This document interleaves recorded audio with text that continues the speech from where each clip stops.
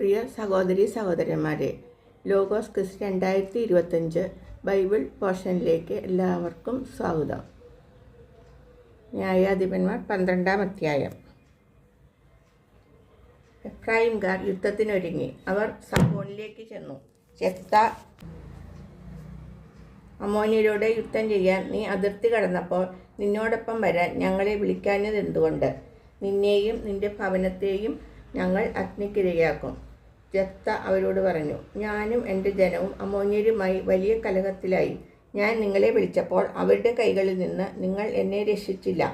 നിങ്ങൾ എന്നെ രക്ഷിക്കുകയില്ലെന്ന് കണ്ടപ്പോൾ ഞാൻ എൻ്റെ ജീവൻ കയ്യിലെടുത്ത് അമ്മോന്യർക്കെതിരെ ചെന്നു. കർത്താവ് അവരെ എൻ്റെ കയ്യിലേൽപ്പിക്കുകയും ചെയ്തു. എന്നിട്ടിപ്പോൾ നിങ്ങൾ എനിക്കെതിരെ യുദ്ധം ചെയ്യാൻ വരുന്നോ? യെഫ്ത ഗിലെയാദുകാരെയെല്ലാം ഒന്നിച്ചു കൂട്ടി എഫ്രായിമിനോട് യുദ്ധം ചെയ്തു. ഗിലെയാദുകാർ എഫ്രായിമിൻ്റെയും മനാസയുടെയും ഇടയിൽ വെറും അഭയാർത്ഥികളാണെന്ന് എഫ്രായിംകാർ പറഞ്ഞതുകൊണ്ട് ഗിലെയാദുകാർ അവരെ തകർത്ത് കളഞ്ഞു. എഫ്രായിംകാരോട് എതിർത്ത് ഗിലെയാദുകാർ ജോർദാൻ്റെ കടവുകൾ പിടിച്ചെടുത്തു.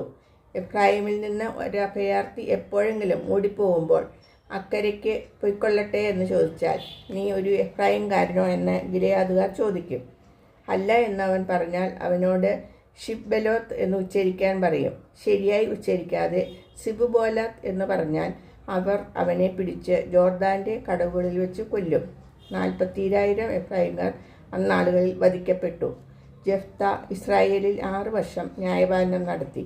ഗിലെയാദുകാരനായ യെഫ്ത മരിച്ചു. സ്വന്തം പട്ടണമായ ഗിലെയാദിൽ അടയ്ക്കപ്പെട്ടു. ഇബ്സാൻ. അവനുശേഷം ബെത്ലേഹംകാരനായ ഇബ്സാൻ ഇസ്രായേലിൽ ന്യായപാലനം നടത്തി.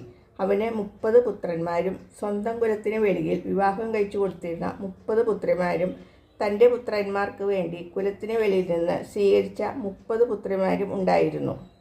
അവൻ 7 വർഷം ഇസ്രായേലിൽ ന്യായപാലനം നടത്തി. ഇബ്സാൻ മരിച്ചു. ബെത്ലഹേമിൽ അടയ്ക്കപ്പെട്ടു. ഏലോൻ.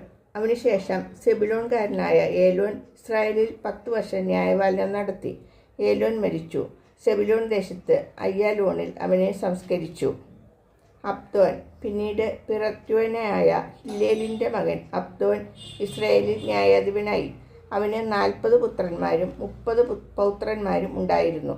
അവർക്ക് സഞ്ചരിക്കാൻ 70 കഴുതകളും ഉണ്ടായിരുന്നു. അവൻ ഇസ്രായേലിൽ 8 വർഷം ന്യായപാലനം നടത്തി.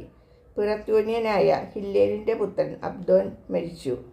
അമലേക്കയുടെ മലനാട്ടിൽ എഫ്രായിം ദേശത്തെ പിറത്തോനിൽ സംസ്കരിക്കപ്പെട്ടു. കർത്താവിൻ്റെ വചനം.